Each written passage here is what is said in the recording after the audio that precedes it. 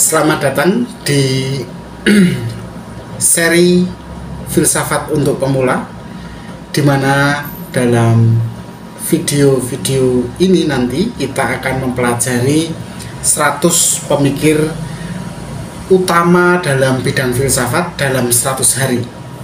Nah, pada seri kali ini kita akan membahas pemikir penting dari era Jerman, dari era di mana filsafat idealisme sedang mengemuka di Jerman. Dengan siapakah kita akan berbincang-bincang hari ini? Ya, dia adalah Johann Gottlieb Fichte. Ya. Fichte tidak hanya berperan dalam perkembangan pemikiran idealisme, tetapi juga punya kontribusi yang besar terhadap perkembangan nasionalisme modern di dunia, ya, jadi tidak hanya di Jerman. Nah, mari kita coba pelajari lebih dalam pemikiran dan warisan dari Fichte. Johann Gottlieb Fichte lahir tanggal 19 Mei 1762. Dia adalah orang Jerman yang dilahirkan di Ramenau, daerah Prusia. Latar belakang keluarga Fichte bukanlah keluarga yang kaya raya, tetapi dia keluarga yang biasa-biasa saja, meskipun bukan yang keluarga miskin, tetapi dia berhasil, meski bukan dari kelompok bangsawan atau keluarga kaya, dia berhasil memperoleh pendidikannya dengan sangat baik, sehingga dia akhirnya bisa menggeluti bidang yang pada masa itu hanya dikonsumsi kaum intelektual, yaitu filsafat.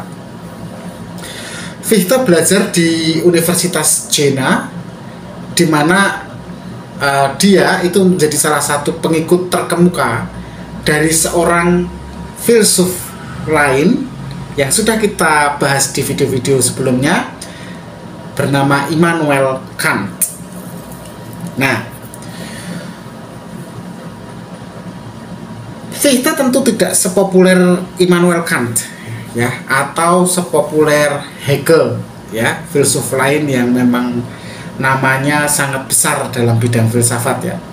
Tetapi pemikiran Fichte punya peran yang sangat krusial dalam perkembangan filsafat Jerman.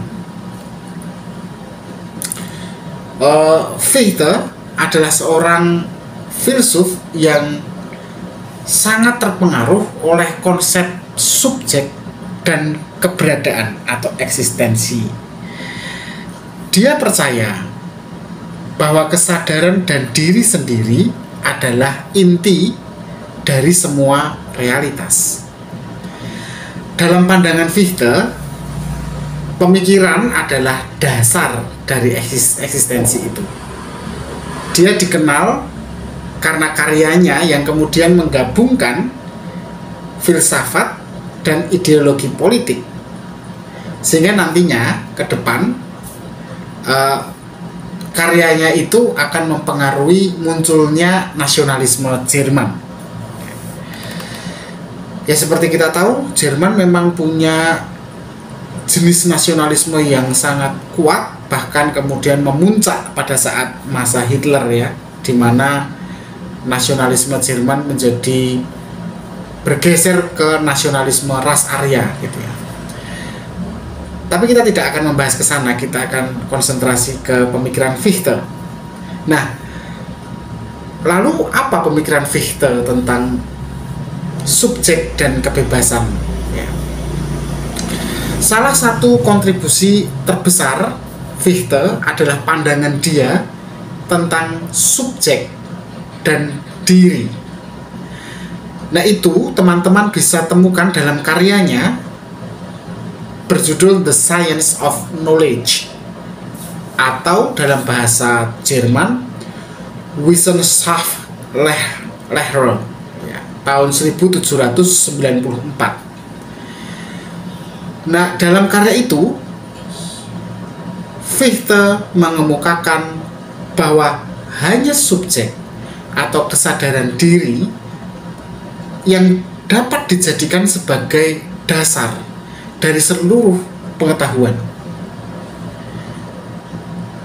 Jadi kalau menurut dia, dunia fisik dan objek-objek di sekitar kita itu hanya bisa dipahami lewat kesadaran kita kepada itu tadi, dunia fisik dan objek-objek itu tadi.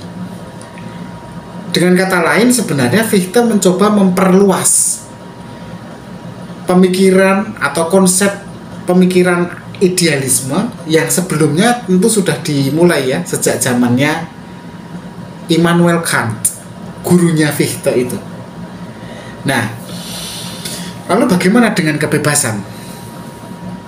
Bagi Fichte, kebebasan adalah kualitas utama dari subjek yang sadar.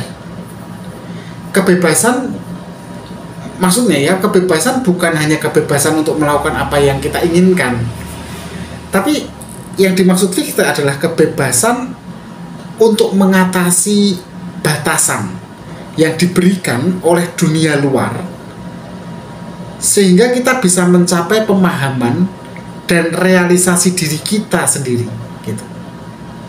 Jadi kebebasan itu adalah sesuatu yang kita lakukan untuk melampaui batasan yang berasal secara eksternal dari dunia luar hidup kita gitu. Fichte berpendapat bahwa setiap individu harus berjuang untuk mencapai kebebasan sepenuhnya dalam pemikirannya dan tindakannya. Selain pandangan metafisiknya atau metafisikanya, Fichte juga memberikan kontribusi yang penting pada pemikiran politik, utamanya terkait dengan nasionalisme. Nah, untuk bidang ini ya, nasionalisme dan politik ini tadi, Fichte menuliskan sebuah karya berjudul Addresses to the German Nation yang kemudian terbit tahun 1807 dan 1808. Karya itu tadi, Address to the German Nation, itu sangat mempengaruhi perkembangan ideologi nasionalisme dia di Jerman maupun di negara-negara lain di belahan dunia yang lain. Dalam karyanya, Fichte mengajukan gagasan begini: setiap bangsa memiliki identitas dan nilai-nilai yang unik. Nah, tugas negara, nah tadi ada bangsa ya, bangsa itu punya identitas yang unik, nilai-nilainya unik. Nah, kalau negara, tugasnya kemudian membangun rasa persatuan dan kebersamaan di dalam satu bangsa ini.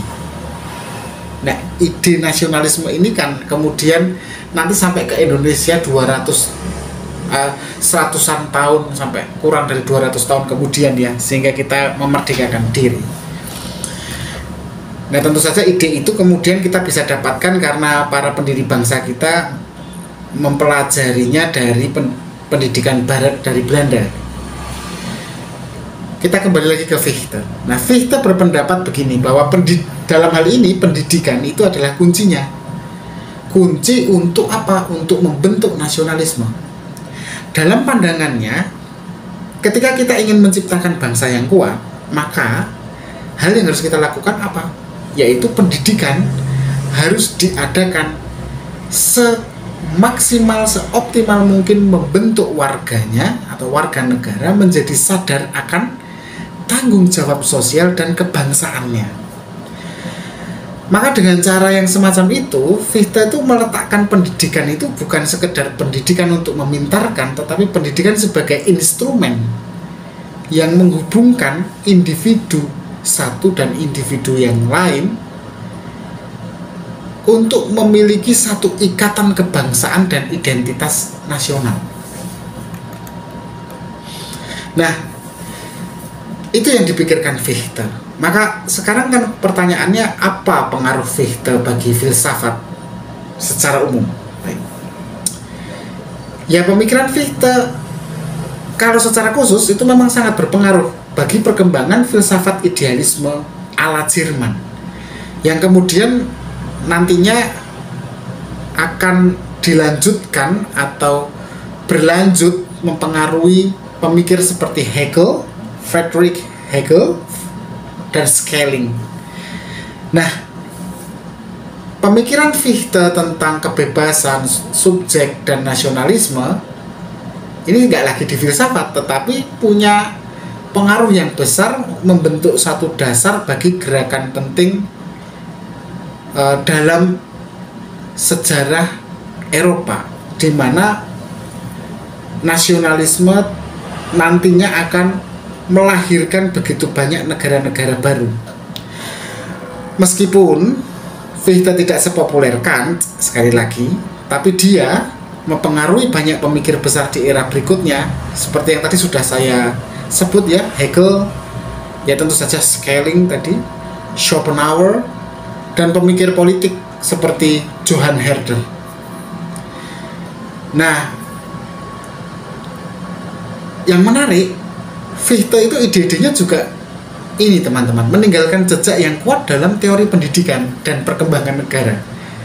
Pemikirannya tentang pentingnya pendidikan dalam membentuk individu dan negara ini tadi sangat relevan dalam diskursus dalam wacana-wacana atau diskursus tentang kebijakan pendidikan dan politik, termasuk di Indonesia dan di negara-negara lain yang memang ingin menguatkan nasionalisme mereka. Contohnya seperti di RRC hari ini gitu ya, dan Jepang gitu.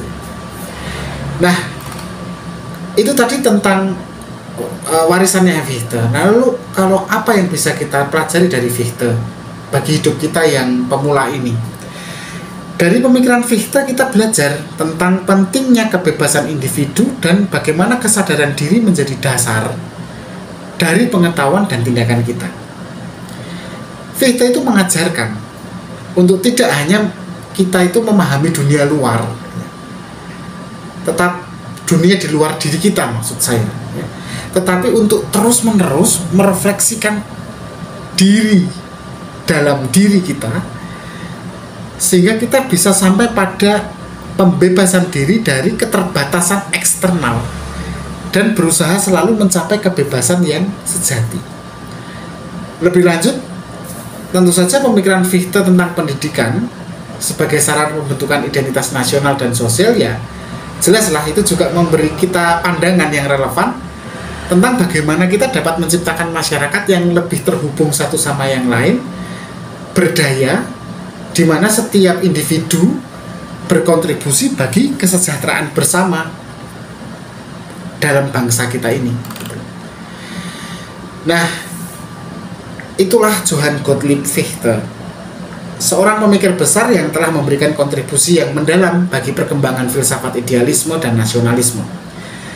Pemikiran Fichte terus mempengaruhi banyak bidang, dari filsafat hingga pendidikan dan politik. Terima kasih telah mengikuti episode kali ini di Filsafat untuk Pemula.